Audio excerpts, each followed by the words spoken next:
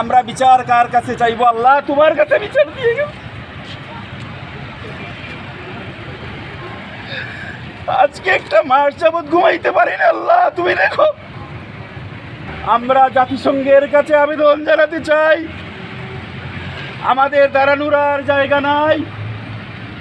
জাতিসংঘের অধীনে top to bottom, সরকারের ভিতরে এবং বাহিরে এই গণহত্যার সাথে যারা জড়িত তাদেরকে জাতিসংঘের মাধ্যমে একটা আন্তর্জাতিক আদালতের মাধ্যমে তার একটা সুষ্ঠু বিচার করা হোক। বিশ্ববিদ্যালয়গুলো অতি সত্বর খুলে দিন, আমার শিক্ষার্থীদের নিরাপত্তা নিশ্চিত করুন। জীবনকে উপভোগ করার সব আয়োজন নিয়ে একটি নিশ্চিন্ত কমিউনিটি লিভিং নিশ্চিত করছে রূপায়ণ সিটি উত্তরা। যে গণগ্রেফতার হচ্ছে, যে ব্লক রেডে গণগ্রেফতার হচ্ছে, এটা বন্ধ করুন।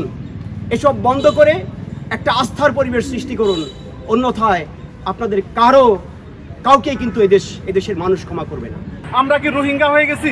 আমরা কি আরাকানে বসবাস করি? আমরা কি কাশ্মীরে বসবাস করি?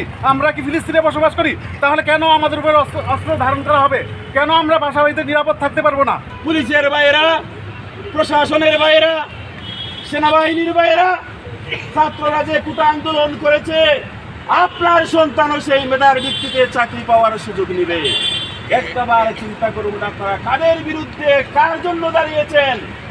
আজকে সারা বাংলার মানুষ যে বিষয়ে ঐক্যমত্য হয়েছে,